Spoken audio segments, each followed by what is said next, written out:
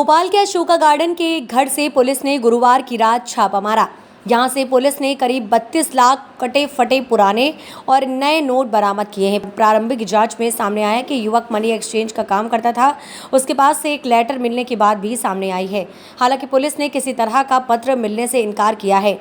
DCP Priyanka Shukla ने बताया कि मामले में रश्मि अग्रवाल दुबे के नेतृत्व में एक टीम अन्य एंगल से भी मामले की जांच कर रही थी। टीम ने रविवार सोमवार की दरमियानी रात कारोबारी के बैरागढ़ स्थित एक अन्य ठिकाने पर दबिश दी। यहां से पुलिस ने नोटों से भरे 6 और बैग बरामद किए। इन बैग से 40,11,400 रुपये और बरामद किए हैं। जिस मकान में दबिश देकर रकम बरामद की गई है वह कारोबारी कैलाश खत्री की बहन बताई जा रही है।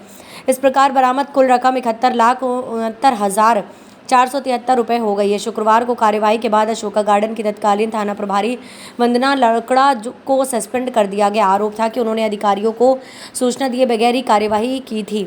शनिवार को इस मामले में थाने के 4 अन्य पुलिसकर्मियों को भी लाइन अटैच कर दिया गया था। इसके बाद पुलिस पर नोटों से भरे बैग अज्ञात स्थान पर ले जाने के आरोप लगे थे। कैलाश खत्री का भाई अनिल खत्री कार्यवाही के तत्काल बाद नोटों से भरे बैग लेकर भागा था। इसकी पुष्टि सीसीटीवी फुटेज से हुई है।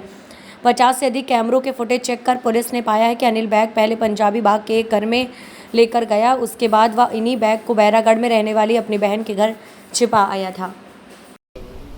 जैसा कि आप सभी को विदित है, दिनांक 9 मई को अशोका गार्डन थाना अंतर्गत पंत नगर में एक कैलाश खत्री निवास करते हैं, जिनके घर पे अशोका गार्डन के स्टाफ के द्वारा दबिश दी गई थी। इस दौरान उनके घर पे काफ़ी ज़्यादा कैश में रकम मिली थी, जिसमें मुख्यतः 10 के नोट और 20 के नोट काफ़ी बड़ी संख्या में थे, जिसकी जब जब्ती बनी थी तो लगभग 31,58,000 रुपये उसी दिन उनके घर से जब्त किए गए थे।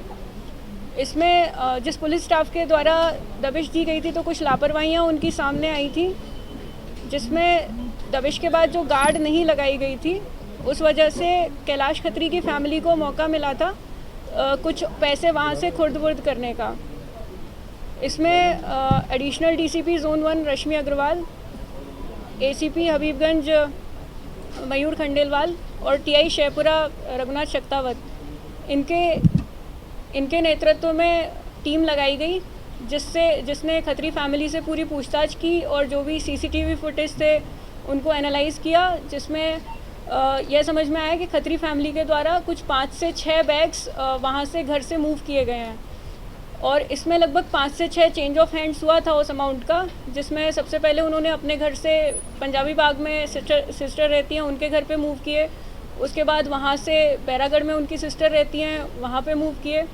उसके बाद फाइनली बैरागढ़ में गुलाब मेघानी रहते हैं ओल्ड बैरागढ़ में, उनके घर से फाइनली उस अमाउंट की जब्ती हुई है, जिसमें 40 लाख रुपए की जब्ती हुई है फाइनली। इसमें जो 9 मई को सीज़ हुआ था उसकी जो सूचना है वह तभी इनकम टैक्स डिपार्टमेंट को दे दी गई थी और जो आज इसमें जब्ती हुई है 40 लाख रुपए की, उसकी सूचना भी इनकम टैक्स डिपार्टमेंट को दी जा रही है। लापरवाही को देखते हुए इसमें एक जो टाइम बाउंड इंक्वायरी जो ऑर्डर की गई है। पुलिस जवानों को भी अपराधी बनाया जाएगा।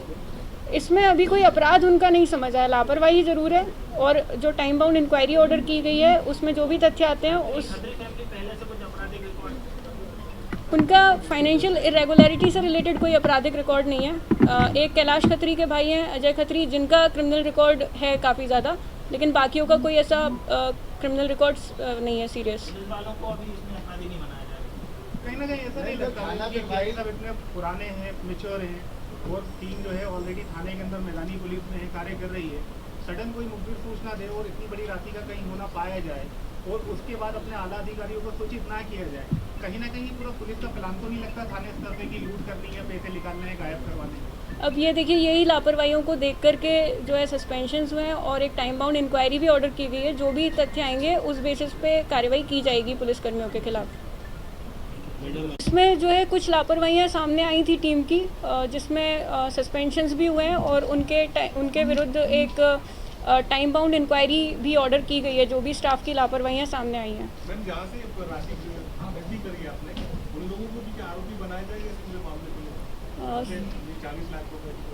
इसमें जो है चूँकि अनअकाउंटेड कैश है और संदेहास्पद है कि इतना कैश क्या कर रहा था, तो इसमें 102 CRPC के अंतर्गत जब्ती हमारे द्वारा की गई है। 102 सीआरपीसी में इसमें हम भी जांच करेंगे और इनकम टैक्स डिपार्टमेंट भी जांच करेगा। यदि कोई अपराध का होना पाया जाता है तो इसमें एफआईआर दर्ज होगी और जो भी इसमें चेन में लोगों के नाम आए फिर उनको अपराधी उसमें माना जाएगा। मैडम शुरुआती जांच में आपने बताया 32 लाख रुपए की राशि जो है जब्त की गई थी, लेकिन 40